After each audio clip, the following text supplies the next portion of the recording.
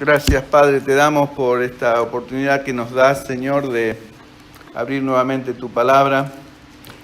Y, Señor, nos entregamos, nos rendimos a tus pies, Señor. Tú eres nuestro maestro, nuestro guía, nuestro pastor. Aquel, Señor, que no solamente dio su vida terrenal por nosotros, sino que también su vida espiritual, que ha venido a morar en cada corazón, que ha aceptado esa tremenda obra de redención, de rescate, de propiciación, como dice tu palabra, que es mucho más que perdón, es aplacar completamente al Dios que estaba airado contra la humanidad por haberte dado la espalda a ti, Señor. Y, Señor, ya no hay condenación para aquellos que estamos en Cristo Jesús, los que no andamos conforme a la carne, sino conforme al Espíritu. Y ese Espíritu vino a nosotros, el Espíritu del Dios vivo, para darnos vida espiritual, precisamente, para tener contacto contigo, Señor, el Dios de la creación, el Dios vivo y verdadero, el Dios ya no más el Dios de Israel, sino el Dios de toda la humanidad, que desea que todas las personas sean salvas y que nadie sea condenado. Pero, oh Señor, rogamos por cada uno de nosotros, aquellos que estamos en tu redil, que hagamos y prestemos oído a esta exhortación, de no cargarnos con glotonerías y embriagueces de este mundo. El mundo nos embriaga, es tan fácil. Cuando cualquier cosa es más importante que tú, Señor, es señal clara de que estamos ebrios. Oh Padre, ayúdanos a no caer en tremendo error. Cuando le damos importancia a cualquier otra cosa más que a ti, estamos llenos de glotonería espiritual. Guárdanos, Señor, te ruego. Cada uno de mis hermanos, acá que los que están oyendo, abre sus oídos. Tú has dicho tantas veces, el que tenga oído para oír, que oiga. Oh Señor, y yo sé que estas palabras, que son tus palabras, en algunos, Señor, entra y sale como si nada, pero, Señor, yo te ruego que cada palabra tuya expresada en esta noche produzca fruto en cada corazón para producir la obra que tú has predeterminado antes de la fundación del mundo en cada corazón que tú has elegido, has llamado para ser un discípulo, una discípula tuya. Gracias, Padre, quedamos en tus manos. Lléname de tu espíritu, dame gracia, sabiduría espiritual. Guíame, dame una mente clara para que pueda también hablar a mis hermanos y ministrarlos en tu nombre, para honra y gloria de tu santo nombre. En el nombre de Jesús te lo pido. Amén.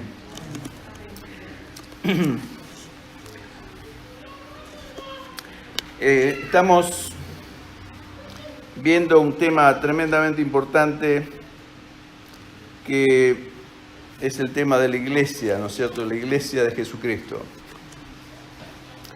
¿Por qué es importante? Bueno, primeramente porque es el cuerpo de Cristo sobre la tierra, no es un club o no es una institución humana, es una institución 100% espiritual, creada por Dios, y en el cual estamos todos aquellos que hemos creído en el Señor, y perdonado y lavado nuestros pecados, pero estamos llamados a caminar siguiéndolo a Él, como discípulos suyos, y esto es muy importante. El Señor me ama con la misma intensidad, como dice Juan 17:23, que amó a su primer Hijo Jesucristo.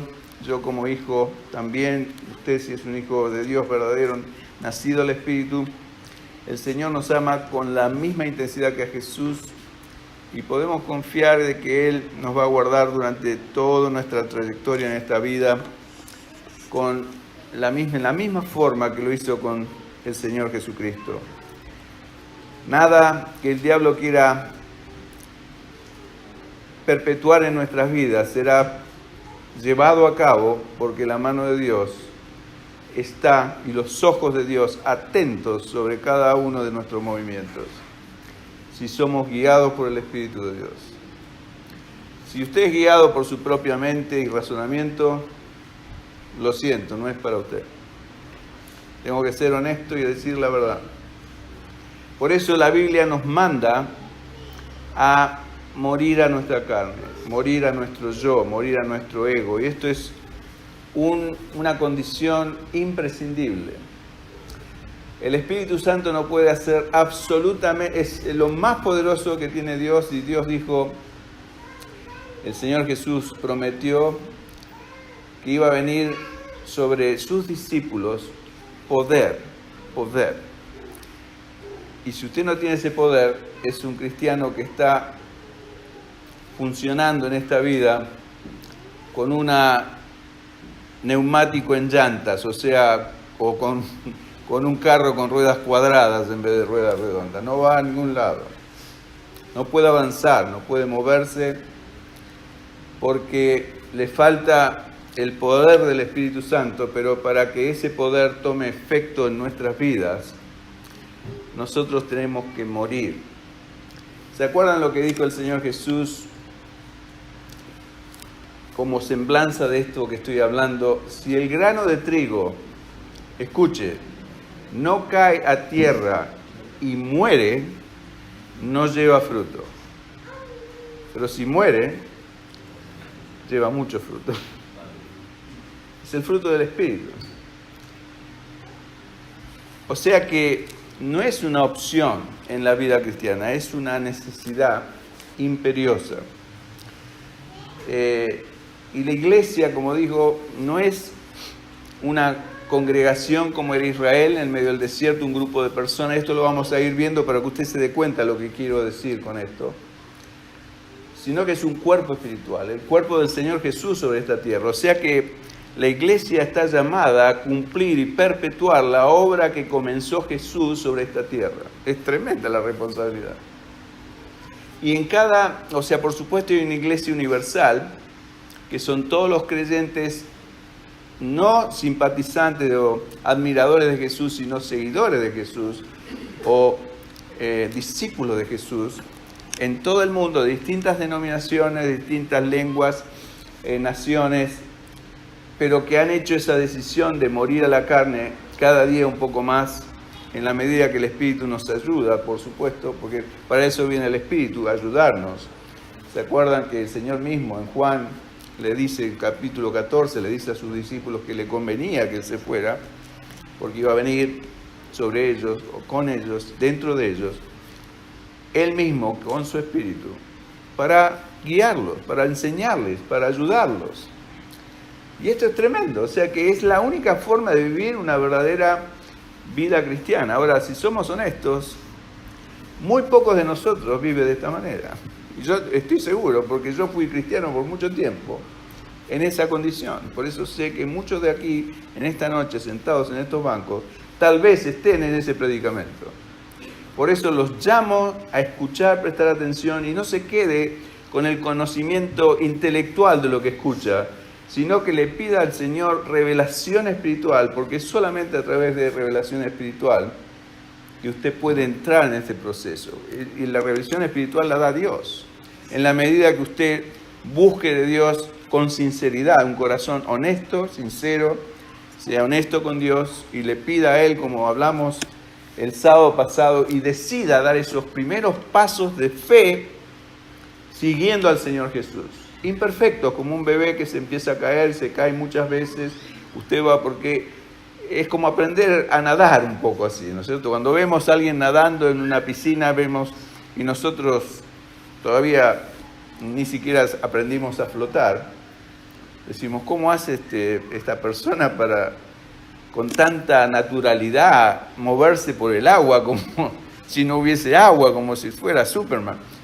O sea, flotando o volando por el aire. Bueno, hasta que nos empezamos a alargar, ¿no es cierto?, paulatinamente, así como aprendimos a caminar, como aprendimos a andar en bicicleta, tantas cosas que hemos aprendido en la vida y no nos damos cuenta, ya lo damos por sentado pero no es así, todo en la vida tuvimos que aprenderlo. Y caminar en el Espíritu también tenemos que aprenderlo, porque tenemos que dejar de caminar con nuestro razonamiento para depender completamente del Espíritu de Dios. Y eso es algo que no es natural en ningún ser humano. Por eso es que la Biblia lo compara con una muerte, morir. Ya no vivo yo, vive Cristo en mí. Yo no hago lo que yo quiero, hago lo que el Señor me manda y me guía a hacer. Y créame que es la vida más gloriosa que un ser humano puede vivir en esta tierra. No hay nada que se lo compare. Yo sé que el diablo ahora mismo a muchos de ustedes le debe estar diciendo, no, si caminas hacia esa vida, es una vida de sacrificio, lo cual es cierto, es una vida de negación, lo cual es cierto, y es una vida de sufrimiento innecesario, lo cual es una mentira del diablo. Es una vida llena de gozo y de paz. Y el diablo jamás le va a dar a usted luz verde para que ande ese camino. Ese es el camino de santidad, el camino de la cruz, así como lo siguió el Señor. Y se acuerdan lo que le dijo Pedro, en ninguna manera te acontezca esto, cuando el Señor le dijo, es necesario que el Hijo del Hombre sufra, padezca y muera. Señor, en ninguna, y Pedro se lo dijo movido por una carnalidad humana natural de querer a su Señor, y la forma que el Señor lo reprende es inaudita, porque le dice, apártate de mí, Satanás. Y es una de esas veces donde el Señor, que siempre se caracterizó por una paz absoluta, por una templanza, por una misericordia, en ese momento fue muy duro, prácticamente con su mano derecha. Porque era realmente el diablo que estaba encarnado en Pedro, diciéndole, Señor, no vayas a la cruz. Y es el mismo diablo que te dice a ti y a mí, Daniel, no vayas a la cruz. No mueras a la carne, viví tu vida como a ti te place, porque no hay gozo más grande. Y es una mentira. La vida digamos, si morimos con Él, dice la Escritura, también reinaremos con Él. O sea, no hay la única forma que la vida de resurrección de Cristo me pueda resucitar a mí es si yo estoy muerto. Si yo estoy un poquito vivo nada más de mi carne vieja, de mi vieja vida, la vida de resurrección de Cristo no tiene efecto sobre mí, ni sobre ustedes tampoco.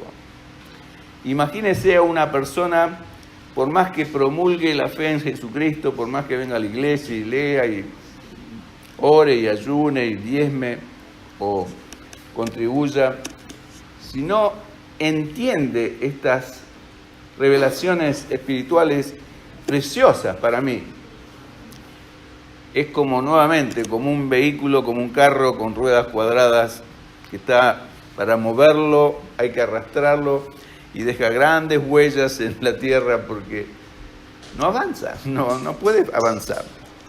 Entonces, empezamos el sábado pasado y yo quise mostrarles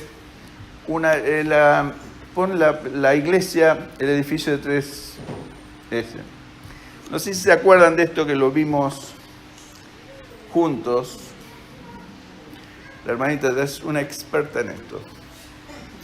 Bueno, empezaba todo con la base, pero no quiero nuevamente detenerme en cada uno de estos. La mayoría de los que estamos acá ya lo hemos visto, creo esto, ¿no?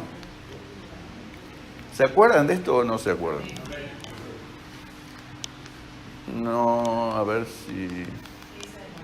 Acá. O sea, la base del edificio, el fundamento, es el perfecto amor de Dios por mí. Esa es la base de mi fe.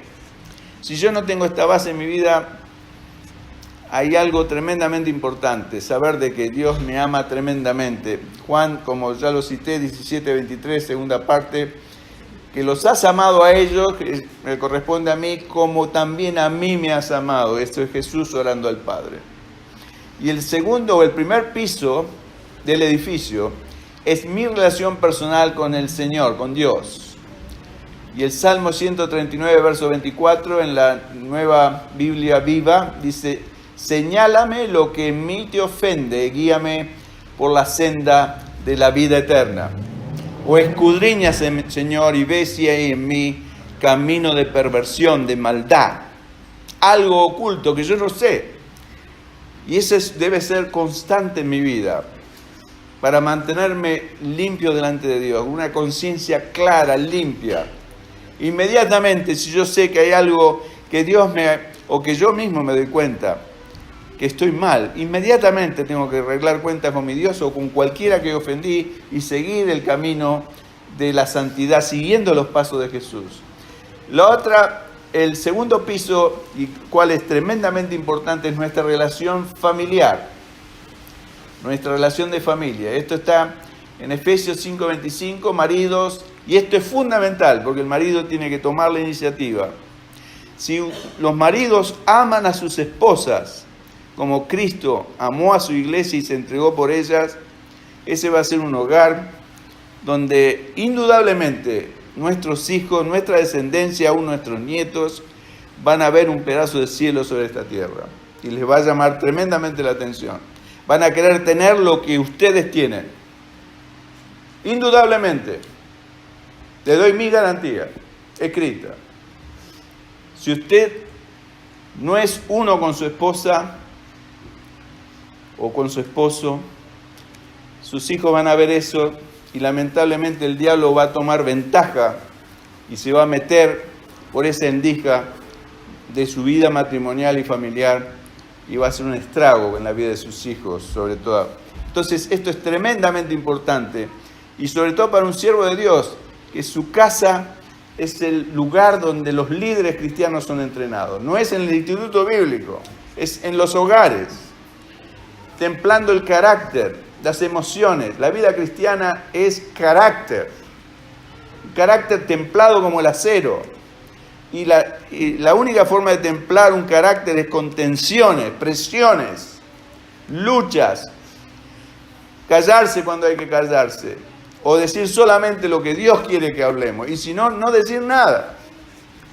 Es muy difícil, pero solamente lo puedo lograr con esta base del perfecto amor de Dios hacia mí, un Dios que me ama profundamente, una relación constante y permanente con mi Dios, la cual se va a traducir en un matrimonio exitoso. Si los dos, marido y mujer, entran en esta bendición, respetándose, amándose, siendo uno, como dice la Escritura en el libro de Mateo, si dos o más de vosotros se pusieran de acuerdo en cualquier cosa que pidiereis, mi Padre lo hará.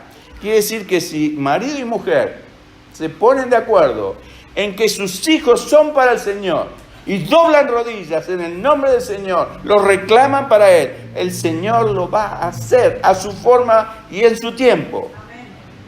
Y usted lo tiene que creer y recibir por fe, como Abraham. No había visto que era padre de multitudes, el nombre, pero nunca había visto un solo hijo, o más que con la sierva. Pero lo creyó y Dios se lo dio y lo cumplió. Y así debe ser en nosotros. No es por conocimiento que de acuerdo a vuestra fe sea hecho, dijo Jesús, ¿se acuerdan? No de acuerdo a vuestro conocimiento, de acuerdo a nuestra fe. Hay una gran diferencia. Usted puede conocer esto que yo estoy diciendo, haberlo escuchado muchas veces, pero como dije, le entra por un oído y le sale por el otro y no produce fruto en su vida, no va a pasar nada. Usted lo tiene que creer, tiene que ser algo que lo recibe en su corazón. Señor, tú lo prometes en tu palabra, yo lo recibo. Lo quiero, no quiero que mis hijos se pierdan. Dios lo va a hacer, de acuerdo a su tremenda fidelidad. Y lo último de todo es la iglesia.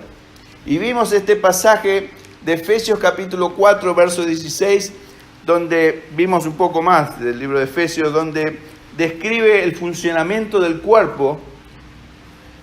Lo leo, dice, de quien todo el cuerpo bien concertado y unido entre sí por todas las coyunturas que se ayudan mutuamente, según la actividad propia de cada miembro, recibe su crecimiento para ir edificándose en amor. La iglesia se edifica en amor con los miembros que la componen, no los miembros registrados en un registro de miembros de la iglesia. No, porque puede haber muchos escritos en el registro de miembros y no son miembros del cuerpo de Cristo.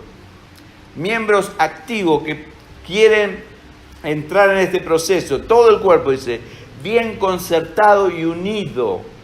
Que es concertado, es algo armónico, algo que no tiene ningún tipo de pleito o envidia o celo. hay un concierto, quiere decir que es una armonía para Dios, donde ve los hermanos, como decía el salmista inclusive, qué hermoso es ver los hermanos juntos en armonía, ¿no es cierto? Bueno, cuánto más ahora que tenemos el Espíritu de Dios y podemos lograr esto, de estar juntos en armonía. Entonces dice, según la actividad propia de cada miembro, recibe su crecimiento el cuerpo entero, ¿no es cierto? Por supuesto, como en todo cuerpo, cuando crecen los miembros, crece todo el cuerpo, o sea, y es armonioso, es un concierto. Muy raro ver una persona que le crece desmedidamente la cabeza o los brazos o las manos, muy raro. Entonces, buenas noches. Este es el edificio completo y no podemos edificar la iglesia si estos 3 niveles no están correctamente fundados y fortificados, fortalecidos. Olvidémonos. La iglesia va a ser tan fuerte, poderosa y victoriosa en la medida que cada miembro entre en este proceso. No es Daniel solo que puede hacer esto. Son todos los que deciden seguir el camino del Calvario, seguirlo al Señor en este proceso de morir a la carne, morir al ego y aceptar la cruz. Ahora vamos a ver si Dios quiere un poco más de esto. Déjalo ahí, así lo pueden ver si alguien quiere tomar nota inclusive de los pasajes bíblicos, y léalo en su casa para que el Señor les dé entendimiento y revelación. Si deseamos seguir las enseñanzas de Jesús, poniéndolas en práctica en nuestras vidas, nos conducirá hacia la cruz, indudablemente, donde deberemos dejar muchas cosas que apreciamos y amamos para cambiarlas por sacrificios de nuestra parte en muchas áreas de nuestra vida. O sea, la vida cristiana es una vida sacrificial, no es una vida, porque ese es el ejemplo de Jesús. Jesús no vino a pasarla bien en esta vida, vino a servir, y Él lo dijo bien claro a sus propios discípulos, que no vino a ser servido, sino a servir.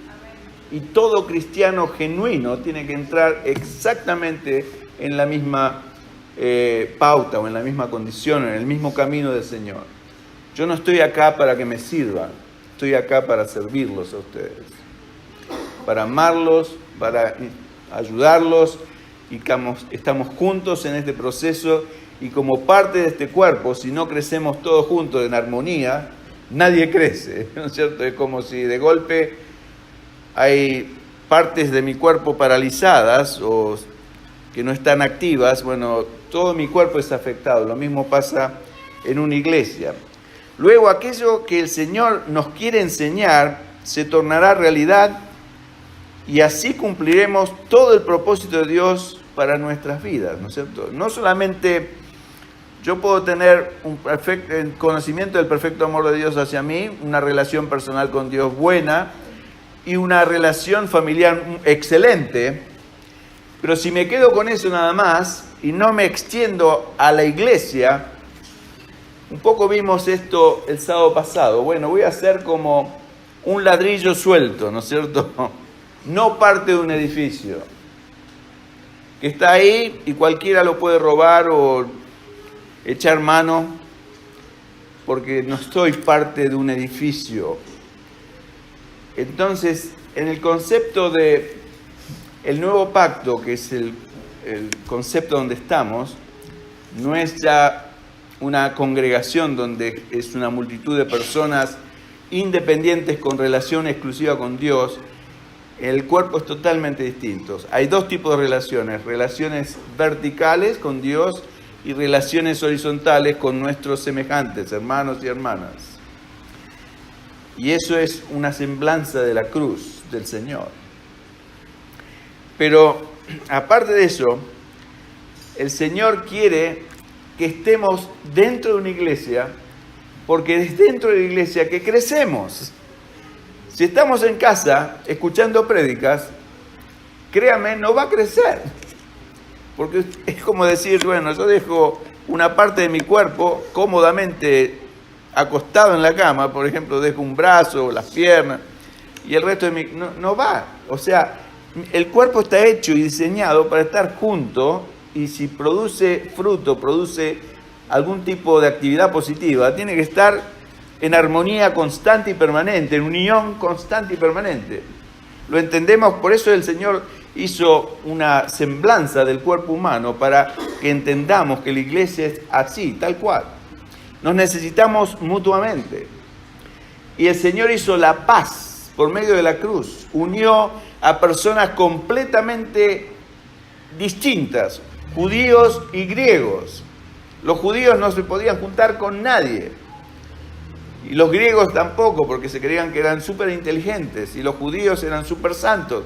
Entonces entre ellos no había absolutamente ningún tipo de relación. Pero cuando vino el Espíritu Santo sobre ellos y el Señor hizo su primer cuerpo, todas esas personas que eran distintos, mató las enemistades, dice el libro de Efesios. Quiere decir que eso es natural en todo ser humano, hay una enemistad natural, por eso usted se pelea con su esposa o con su esposo naturalmente, porque hay una enemistad que choca. El Señor Jesús rompió esa enemistad en la cruz. Y si yo recibo el Espíritu de Dios y lo dejo que more y reine en mí, y digo como dijo y enseñó el Señor Jesucristo, venga tu reino. ¿Qué quiere decir venga tu reino? El gobierno de Dios tome efecto en mi vida. Eso es lo que quiere decir literalmente. Cuando escuchamos venga tu reino, como no estamos acostumbrados, no hay muchos reinos en la economía política y gubernamental en la cual vivimos, no entendemos. Pero si usted cambia reino por gobierno, yo le estoy diciendo al Señor, cuando digo venga tu reino, Señor, gobierna sobre mí, tú. Es el rey de mi vida. Entonces, si ese gobierno toma efecto en mi vida, realmente el cambio empieza a ocurrir. Y el hombre y la mujer que antes se peleaban, chocaban, empiezan a morir a la carne y empieza a haber comunión. Y hablo de un matrimonio porque es la base de la iglesia, pero también es lo mismo que va a pasar en la iglesia. Hay hermanos que pueden tener pleitos entre ellos, es porque la carne reina, no el espíritu. Cualquier iglesia que usted ve donde hay disensiones, pleitos o peleas entre los miembros, es 100% seguro, porque esas personas no están llenas del espíritu, sino que están llenas de la carne, de las pasiones humanas. No han muerto a la carne, no han tomado el camino de la cruz. Si yo tomo el camino de la cruz, es por amor a mi Señor primeramente, por obediencia a Él y después por amor a mis hermanos. Así que Jesús dijo que el nuevo vino debe ser puesto en nuevos odres, ¿no? Odres. El nuevo vino es su vida, la vida de Cristo, representada por el vino, ¿se acuerdan? Ese vino que cambió completamente la fiesta. Y eso pasa en la vida de muchos cristianos. En mi vida pasó. Mi vino estaba, como se dice en inglés, running out, o se estaba acabando. Muchas veces yo estaba triste, estaba malhumorado, estaba frustrado, estaba afanado. Eso es un síntoma de que su vino se está terminando. Cuando viene el vino del Señor, ese vino nuevo a mi vida, la vida de Cristo en mí, todo eso se termina. Viene el vino que es mejor que el primero, ¿no es cierto? ¿Cómo lo guardaron este vino? Generalmente todos sirven el mejor vino primero y después cuando están todos ebrios traen el vino de mala calidad. No, en esa boda fue al revés. El vino de buena calidad vino a la postre, al final. Y era el vino que había hecho el Señor. Y eso es una evidencia clara de lo que es la vida en el Espíritu, el poder de Dios actuando en mí. Todo eso tiene que ser demolido, porque esas son obras del diablo, y Jesús vino a destruir las obras del diablo en mi vida. Entonces, eso va a ocurrir, como dije el sábado pasado, en la medida que yo se lo permita. Señor, destruye las obras del diablo en mi mente, en mi corazón, en mis miembros corporales. en mi lengua, en mis oídos. Lléname de tu espíritu, que no quede una sola zona de mi vida, área que no esté consagrada a ti. Entonces el vino del Señor se derrama en esta odre, y cuando todos nos juntamos con ese vino, el Señor se manifiesta con su poder. Ese es el verdadero cuerpo de Cristo, donde no hay ningún pleito, no hay distinción de raza, ni de lengua, ni de calificaciones. Yo soy PhD, o yo soy doctor, o yo soy ingeniero, yo soy un obrero. No hay nada de eso. La iglesia de Cristo sabe que no hay ningún tipo de divisiones. Hay iglesias en este momento donde hay PhD, quiere decir doctores, y hay gente analfabeta, y pueden tener perfecta comunión en Cristo Jesús. ¿Ustedes lo creen? ¿Quién hace eso? Solamente el poder del nuevo vino de Jesucristo en la vida de las personas. O sea que yo no le estoy vendiendo acá algo que es una mentira barata, como todas las cosas que nos mienten en la vida. Es la verdad pura del Evangelio. Y el Evangelio no es completo si no tiene este ingrediente, el vino del Señor. Que vino, como dice un corito, del vino a mi corazón, pero no es el vino, como dice Efesios capítulo 5, verso 18, no seáis llenos de vino en lo cual hay disolución, que viene también a relación a lo que leyó el hermano Abelardo en Isaías, sino sed llenos del Espíritu Santo. Y ahí ven otra analogía del vino y el Espíritu de Dios, que es lo que da vida a mi vida. Es la vida de Jesús en mi vida. El Espíritu Santo no es otra cosa que la vida de Cristo en mí. Dice Colosenses que es Cristo en nosotros, o en vosotros, la esperanza de gloria. Es solamente en la medida que yo lo deje expandir en su gobierno, en mi vida, esa es la única esperanza de que en mí haya, porque es la gloria de Cristo en mí. Porque si no, yo no puedo tener ningún tipo de gloria por mí mismo, al contrario. Así que el nuevo vino es su vida, que Él desea darnos a través de su Espíritu Santo. Los nuevos odres son la iglesia del nuevo pacto, en la que Él desea edificar con todos nosotros, a quienes esa vida le fue manifestada. ¿Me sigue? El Señor no vino a traer una nueva religión. Y esto yo lo dije muchas veces, y es tremendamente importante, porque todos los seres humanos somos religiosos por excelencia. Y usted sin duda es religioso, como lo soy yo. Pero el Señor me dice, yo no vine a traer una nueva religión, vine a traer mi vida. Hay una gran diferencia, ¿no? Sino para darnos su vida. Hay innumerables pasajes en las Escrituras que así lo confirman. Son innumerables. Yo le puedo tirar algunos solamente. Después léalo en su casa. Primero a Juan 5:12. El que tiene al Hijo, tiene la vida. El que no tiene al Hijo de Dios, no tiene la vida. ¿Qué quiere decir? Yo estoy vivo, puede decir usted. ¿Cómo me dicen que no tengo vida? La vida de Dios, que es la vida verdadera. La vida eterna. Y vida eterna no es vivir para siempre, es el conocimiento de Dios. Y es solo a través de revelación espiritual. Por eso es lo primero que hace el Espíritu Santo cuando viene a mí, es revelarme que Dios es mi papá. ¡Aleluya! Daddy. El Espíritu dentro de nuestro clama, Abba Padre, dice Galatas.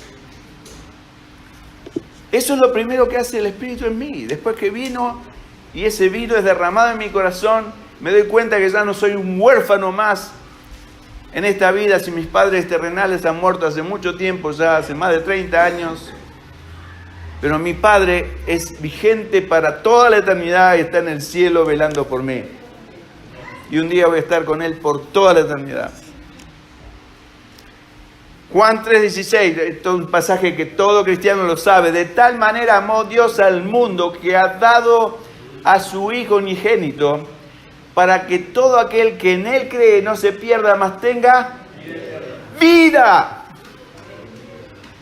No religión eterna, vida. Juan 3:36, el que cree en el Hijo va a tener vida. No, ¿qué dice la Escritura? Tiene presente, vida eterna. Pero el que rehúsa creer en el Hijo no verá la vida, dice acá, sino que la ira de Dios está sobre él. Y así era yo antes de venir a este conocimiento. Por eso es que el Señor en la cruz rompió las enemistades. Yo antes me escondía de Dios, ahora soy un amigo de Dios. Mejor dicho, sí, Dios es un amigo mío, mi Padre amado, mi mejor amigo. Juan 5, 24 a 26, dice así, de cierto os digo, el que oye mi palabra, esto es Jesús hablando, el que oye mi palabra y cree el que me envió, tiene vida eterna y no vendrá a condenación, mas ha pasado de muerte a vida. Si usted no tiene a Cristo, está muerto espiritualmente hablando. No puede hablar, puede orar todo lo que quiera, pero Dios no lo va a escuchar porque es como pretender mirar el canal de Foxtel sin la caja de Foxtel.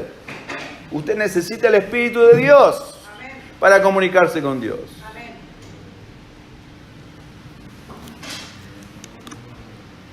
Verso 25, de cierto os digo, viene la hora y ahora es cuando los muertos oirán la voz del Hijo de Dios y los que lo oyeren, vivirán. Yo era un muerto hasta que escuché la voz del Hijo de Dios que me habló directamente a mí. Y en ese momento resucité.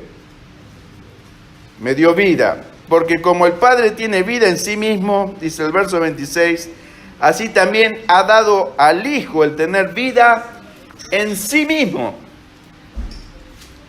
O sea que si yo tengo el Espíritu de Dios, tengo la vida de Cristo en mí.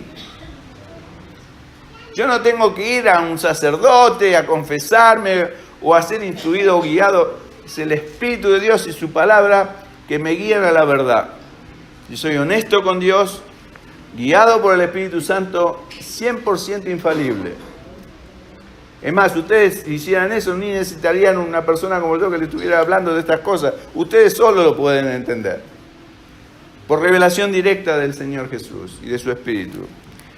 Juan capítulo 6, verso 47 dice, de cierto os digo, Jesús, el que cree en mí tiene vida eterna.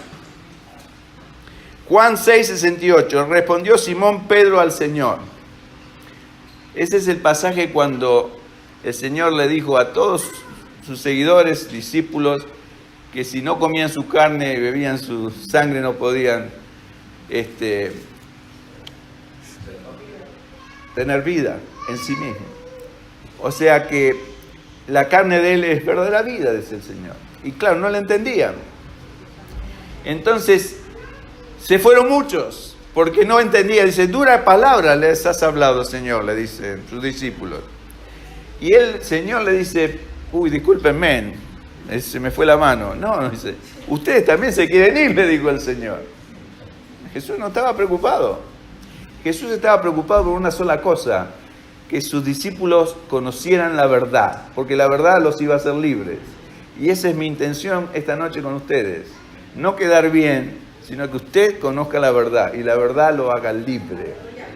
Entonces respondió Simón Pedro, Señor, ¿a quién iremos? Tú tienes palabra de vida eterna. Era el único que habían escuchado que traía vida en sus palabras. Nunca habían escuchado a un hombre traer vida espiritual expresada en palabras.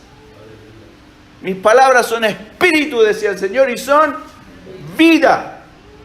Lo que usted está escuchando, si lo deja entrar en su corazón, le va a dar vida si cree aquel que lo habló, que es Cristo Jesús. Juan 10, 28. Y yo les doy vida eterna y no perecerán jamás, ni nadie las arrebatará de mi mano. En el mismo contexto dice, mis ovejas oyen mi voz y me siguen. Es más, después termina con eso, y yo les doy vida eterna. O sea, si usted escucha la voz del Señor y se convierte en una oveja de Él y lo empieza a seguir, no como un admirador, como un discípulo, Él le va a dar vida, de acuerdo a esto. Juan 17, 2 al 3, en esa oración que hizo Jesús al Padre: como los he dado potestad sobre toda carne, para que dé vida eterna a todos los que le distes, y esta es la vida eterna, que te conozcan a ti, al único Dios verdadero, y a Jesucristo, a quien has enviado. Esta es la definición más clara de vida eterna. Vida eterna no es vivir para siempre. Usted puede vivir para siempre en el infierno. Y eso no es vida. Vida eterna, usted fue creado, lo sepa o no, para vivir con Dios. Esa fue la razón por la cual Dios creó a cada ser humano. Entonces, ese era el propósito de Dios con toda la humanidad. El diablo nos engaña, nos desvía de ese propósito. Por eso Dios quiere redimirnos, quiere decir rescatarnos de ese engaño. Y es a través de su palabra y de su espíritu que nos guía a la verdad. Y la verdad nos va a hacer libres. Libres de los engaños del diablo, libres de la muerte eterna, libres de la condenación, de las cadenas que el diablo pone con mentiras, diciéndote: vive tu vida porque la vas a pasar mejor, cuando en realidad la mejor vida, insisto en esto, es la vida entregada al Señor Jesús. No hay mejor vida que esa. Si deseamos de todo corazón vivir esta vida del nuevo pacto, descubriremos que deberemos pelar muchas capas de egoísmo personal, como las capas de una cebolla. Muchas veces hablamos de esto, ¿no es cierto? Nuestro corazón es como una cebollita, ¿no? La cebolla, veo que usted le saca una capa y abajo tiene otra capa, y le saca otra y tiene otra. Así es nuestro corazón, engañoso. Y Dios nos va revelando de a poco esas capas de nuestro corazón donde están contaminadas con el pecado. Y nos saca una capa, o sea, la sacamos nosotros con la ayuda del Señor, pero abajo hay otra, y abajo hay otra. Entonces hace falta que progresivamente entremos en este proceso de como las capas de una cebolla, tan pronto como Dios nos las haya mostrado de a poco en nuestro caminar con Él. Lo mismo es cierto cuando buscamos edificar con el Señor una iglesia del nuevo pacto. Es exactamente lo mismo. Vamos a ver cosas que estamos haciendo mal como iglesia y tenemos que rectificarla, guiado por el Espíritu Santo. Cosas que no son de acuerdo a la voluntad de Dios, que son más que nada tradiciones de hombre. Ustedes saben que ya en la época de Jesús, cuando vino Él acá, a esta tierra, se encontró con que en vez de creer en la palabra del Padre que el Señor le había dado, creían más en las tradiciones de los hombres que en la palabra de Dios. Exactamente lo mismo pasa hoy. Si queremos edificar una iglesia con Cristo, Él es el perito arquitecto, Él es el ingeniero, nosotros somos sus colaboradores nada más. Y Él nos va a mostrar todas esas capas de que cosas que estamos haciendo mal, o aún como en nuestras propias vidas. La iglesia construida bajo la viejo odre, siempre me sale orde en vez de odre. Está construida alrededor de tradiciones humanas, en lugar de la palabra de Dios. Son muchas esas tradiciones que debemos quitar o pelar como las capas de una cebolla hasta lograr vislumbrar el propósito verdadero de nuestro Señor, quien desea que nos despojemos completamente de toda esa vieja piel o cuero de los viejos odres. ¿Se acuerdan que habla en Lucas capítulo 5, verso 38, habla de que el nuevo vino se debe poner en nuevos odres, porque si se pone en el viejo, y esto es lo que está hablando el Señor, es de no pretender que la iglesia que está bajo el nuevo pacto del Señor Jesús, en la sangre del Señor Jesús, ¿se acuerdan en 1 Corintios capítulo 11, cuando celebramos la cena del Señor? Este es el nuevo pacto en mi sangre, dice el Señor. Haced esto en memoria de mí. Ese es el pacto que tenemos con nuestro Señor, en su sangre. Entonces, una iglesia del nuevo pacto no tiene que tener absolutamente nada del antiguo pacto. en el cual estaban los judíos, porque está obsoleto, dice el libro de Hebreos, está abolido. Es como que, creo que esto lo expliqué cuando estudiamos el libro de Hebreos, un país que se independizó de la tierra madre, como pasó con casi todos los países latinoamericanos, ¿no es cierto? Argentina fue colonizada por los españoles, obtuvo su independencia en el año 1816. A partir de ese momento fue una nación independiente. Todo el sistema, digamos, gubernamental que dependía de España a través de los virreyes y del virreinato del Río de la Plata, así se llamaba, bueno, lo que es actualmente Argentina, eso quedó abolido, no existe más. Hay un sistema nuevo de república, ¿no es cierto? Algo parecido es en el nuevo pacto con el Señor Jesús. Todo lo viejo, el sistema viejo o el antiguo pacto que Dios había hecho con Israel, ¿no es cierto?, con Moisés, etcétera, al entregarle la tabla de los 10 mandamientos, eso está abolido. Nosotros no podemos edificar una iglesia, y esos son los viejos odres, que el Señor dice, no, si usted pone el nuevo vino, que es la vida mía, dentro de ese recipiente, se va a destruir, se va a romper.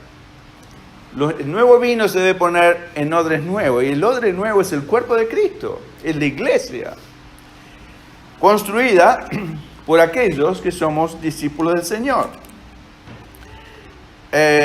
Y el Señor desea que nos despojemos paulatinamente, como digo, completamente de toda esa vieja piel o cuero de los viejos odres.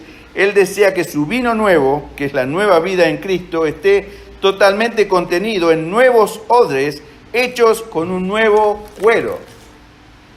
El nuevo vino necesita nuevos odres. ¿Por qué eligió el Señor el camino de la cruz cada uno de sus días sobre esta tierra? Este es parte del nuevo odre, no el orden mundial. Saben que hay un nuevo orden mundial. No es el nuevo orden mundial, es el nuevo odre de Dios. El recipiente donde el vino de Dios va a ser derramado, y es en la iglesia.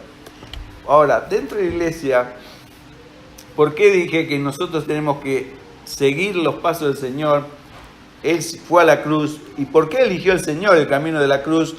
Y saben que otra cosa, que el Señor eligió el camino de la cruz, no el último día de su vida, porque eso es lo que todas las personas ven. No es así. El Señor Jesús eligió el camino de la cruz. Escuchen esto porque es importante, porque eso es lo que nos toca a nosotros. Cada día de su vida terrenal, el Señor eligió el camino de la cruz.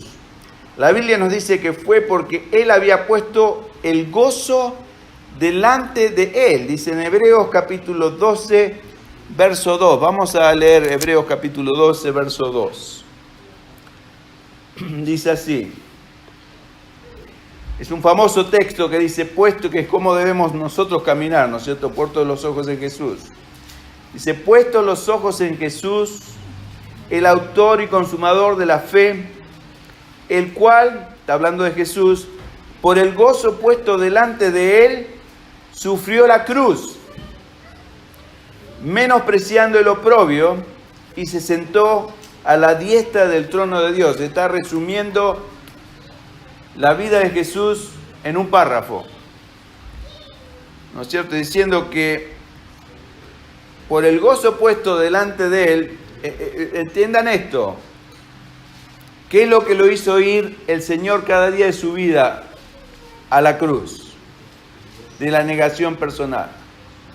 ¿Se acuerda que el Señor dijo, antes de ir a la cruz, Padre, si puedes, pase esta copa de mí, pero que no sea mi voluntad sino la tuya? Quiere decir que la voluntad de Él no era ir a la cruz, pero Él aceptó la voluntad del Padre por sobre la suya. Juan capítulo 6, verso 38 dice, la definición de la vida de Jesús, yo no he venido para hacer mi voluntad, sino la voluntad del que me envió. Ahí está bien claro que la voluntad del Señor Jesús, y ahí vemos bien claro que Jesús era un hombre igual que yo, con su propia voluntad, distinta a la del Padre. Mientras Él estaba en el cielo por la eternidad, el Padre y Él eran uno, en la misma voluntad. Podían decir que la voluntad de los dos era una mutua voluntad. Pero del momento que el Señor se encarnó y tomó un cuerpo, Él tenía su propia voluntad, la cual la negó no solamente cuando fue a la cruz, sino cada día de su vida terrenal. Y eso es algo que muy poca gente lo ve. En Juan capítulo 14 leemos, o sea, acordémonos de esto, ¿no es cierto? ¿Por qué fue a la cruz el Señor? Porque tenía el gozo puesto delante de Él.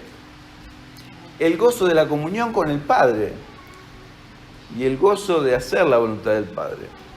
En Juan 14 leemos las últimas palabras de Jesús a sus discípulos antes de ir a la cruz. Sabemos eso, ¿no es cierto? En Juan 14:31 Jesús dice a sus discípulos, al final dice, vámonos de aquí. Estaba yendo a su crucifixión física. Pero antes de decir esto, Jesús también dijo, en el mismo verso, en Juan 14, verso 31, más para que el mundo conozca que amo al Padre, y como el Padre me mandó, así hago. Ese era el gozo que el Señor tenía delante de Él.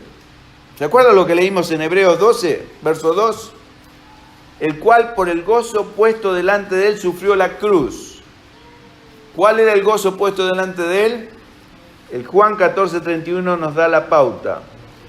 Más para que el mundo conozca que amo al Padre. ¿Cómo conozco yo que Jesús amaba al Padre? Por su obediencia absoluta al Padre. Y como el Padre me mandó hacer, así hago. Nuevamente, no era la voluntad de Jesús, sino que era la voluntad del Padre. Y el Señor la tomó porque ese era su gozo. Hacer lo que el Padre quería. Y ese va a ser su gozo cuando usted descubra el camino de la cruz. Cuando usted haga la voluntad de Dios en su vida, y para eso tiene que morir, ser crucificado constantemente, antes que su pasión salte, por ejemplo, la ira, típico, la ira. Antes que la ira, como el champán, las burbujas salgan, yo puedo decir libremente, lleno del Espíritu Santo, decir, Señor, mi deseo carnal es explotar en ira, pero que no sea mi voluntad sino la tuya. Ahí yo decido y tomo mi cruz. Eso es tomar la cruz cada día. Yo opto por morir a mi carne, pero esa decisión la tengo que tomar yo. Dios no la va a tomar por mí. Cuando yo tomo esa decisión, hermano, esto es tremendamente importante, es el secreto de la vida en victoria. Escuchen, cuando yo tomo esa decisión, el Espíritu Santo me da la gracia y la fortaleza para hacer lo que el Padre, y es el gozo en mi corazón, el gozo puesto delante de mí de hacer la voluntad del Padre, es el Espíritu que me da la fuerza y la gracia, eso es la gracia de Dios en mí, para cumplir lo que el Padre quiere. Quiere decir que ese es el poder que Dios prometió, el Señor Jesús prometió, recibiréis poder. ¿Para qué? Para vencer toda esa carnalidad que hay en mí. Yo solo no lo podría hacer, pero es el Espíritu que viene a ayudarme, pero yo tengo que negarme a mí mismo primeramente. Las dos cosas van una con una. Muchos piensan, bueno, el Espíritu me llena y lo hace automático, yo me acuesto y descanso y voy, disfruto del... No es así. Yo tengo que morir, esa es mi responsabilidad, morir a mi carne. Y después el Padre me ayuda en mi debilidad. Ese era el gozo de haber estado siempre en sujeción a la voluntad del Padre. Y ese era el gozo de Jesús. Y así estar en continua comunión con Él, como había sido desde la eternidad. El Señor siempre estuvo en constante y permanente comunión con el Padre. Eran uno. Pero del momento que vino a esta tierra, sí, su nombre, el Señor ya tenía su propia voluntad, que la crucificó no solamente cuando fue a la cruz, cada día de su vida terrenal. Por eso nunca pecó. Eso es algo que muy pocos cristianos lo entienden. Así que Jesús fue a la cruz antes que nada, escuche esto porque es importante, por amor hacia su Padre y obediencia a sus mandamientos, y luego por amor a mí. ¿Entienden esto? Lo que lo motivó al Señor a ir a la cruz, todos pensamos que es lógico, y es cierto. Los brazos extendidos en la cruz del Señor Jesús atraen a toda la humanidad. El Señor quiso abrazar al mundo entero en ese acto de entrega al Padre. Sublime y póstumo. Pero, insisto, antes que eso, Él vivió consecutivamente, día tras día, y fueron miles de años. ¿Saben cuántos días vivió el Señor sobre esta tierra en sus 33 años y medio? Más de 12.000 días. Y cada uno de esos miles de días, el Señor lo vivió de la misma forma. Con padres absolutamente incompetentes, cuando Él era absolutamente perfecto. Que seguramente los padres de Jesús, aunque a menos que usted sea católico, apostólico, romano, pero peleaban entre ellos. José y María se peleaban, seguro, como todo matrimonio. Y Jesús estaba ahí viendo eso. Pero porque el Padre le había dicho, honrad a vuestros padres terrenales, el Señor Jesús seguía sujeto a ellos. Leemos en el Evangelio de Lucas cuando quedó atrás el Señor hablando con los grandes maestros de la ley, etc. Y lo fueron a buscar los padres hace 3 días que habían caminado y lo dejaron atrás. Y el Señor estaba ahí hablando con todas estas eminencias. Dice la palabra que Él seguía sujeto a sus padres. Tenía 12 años. Y siguió sujeto a sus padres hasta la edad de 30 años, que era cuando un judío varón se emancipaba. Y eso lo hizo Jesús cada día de su vida, por amor al Padre primeramente, en obediencia absoluta a lo que Él le mandaba, estar sujeto a mamá y papá, a María y José. No importa si son imperfectos, tú estás sujeto a Él, cuando Él era un hombre intachable.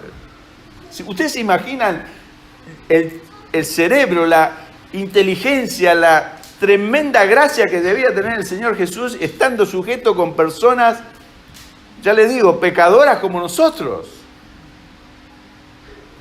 Y Él lo hizo primero de todo por amor al Padre, por sujeción al tremendo amor hacia el Padre, y también por amor a mí y por amor a ti.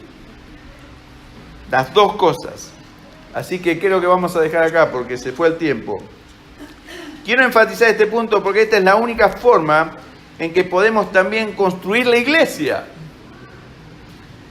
Todo nuestro deseo de vencer el pecado y hacer la voluntad del Señor debe venir primero como resultado de nuestro amor hacia el Padre, que nos guía a la obediencia hacia sus mandamientos.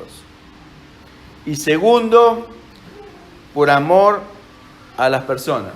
Segundo, debemos tener compasión por la gente, por supuesto, si deseamos construir su iglesia. Pero antes de esa compasión por las personas, debe existir en nosotros amor hacia nuestro Padre Celestial. Un amor apasionado que nos inste a obedecer sus mandamientos.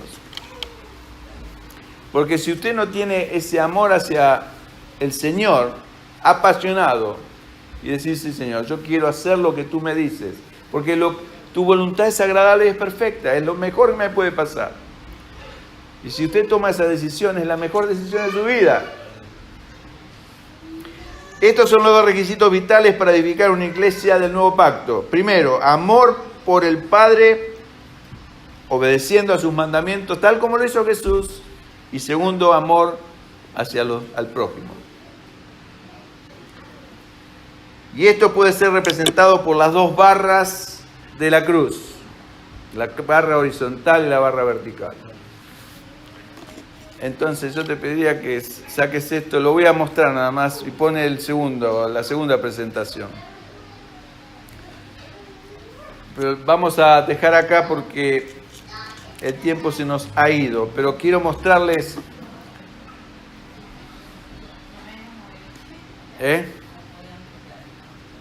Tranquila, hermana, no te preocupes. Ciérralo y es el otro, eso. Bueno, ese es un...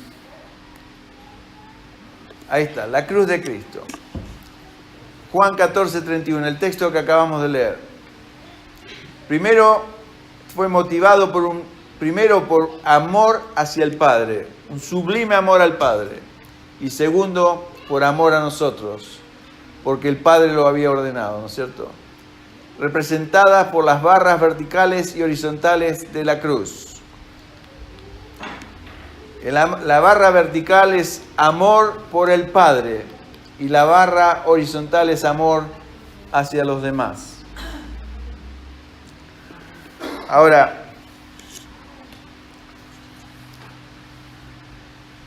la barra vertical de la cruz representa nuestro amor hacia nuestro Padre Dios, y de esto debe venir siempre primero.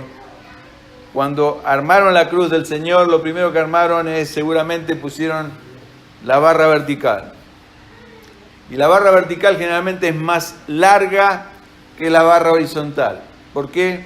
Significa que nuestra relación con el Padre, nuestra relación vertical, es mucho más importante que nuestra relación, ¿no es cierto?, horizontal o entre nosotros. Es más, dice 1 Juan, eso ya lo hemos visto, si no tenemos comunión con Dios, la comunión vertical, no podemos tener comunión horizontal. Es imposible. O sea que la barra vertical es tremendamente importante, mucho más importante que la horizontal. Pero la horizontal también es importante en el contexto de la iglesia. Las dos cosas. Así que vamos a dejar acá, se los dejo picando, pero vamos a seguir con este tema, Dios quiera, el sábado que viene. Vamos a orar al Señor y pedirle que nos ayude Él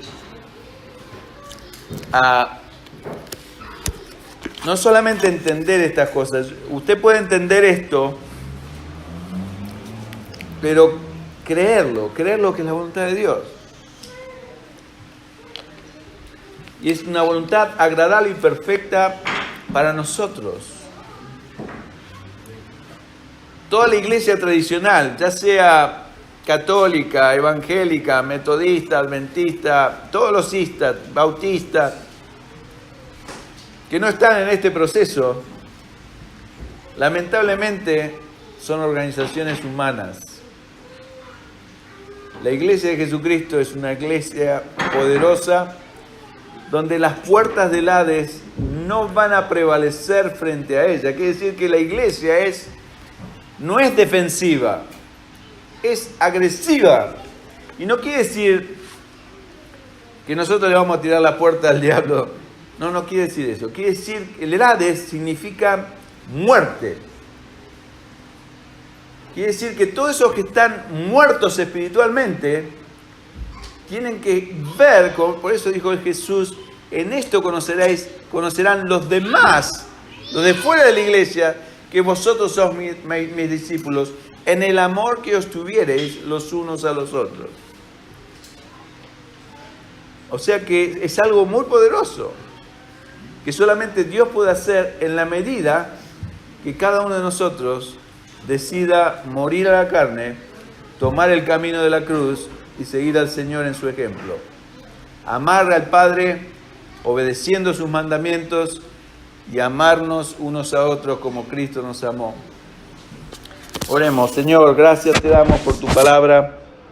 Ayúdanos a que esto sea una realidad en cada una de nuestras vidas y que tú puedas contar con esta iglesia como una iglesia donde tú puedas ser el Rey, el Señor, la cabeza, y nosotros tu cuerpo, tu miembro, Señor, y que puedas usar para honra y gloria de tu nombre. Te lo pido en el nombre de Jesús. Amén.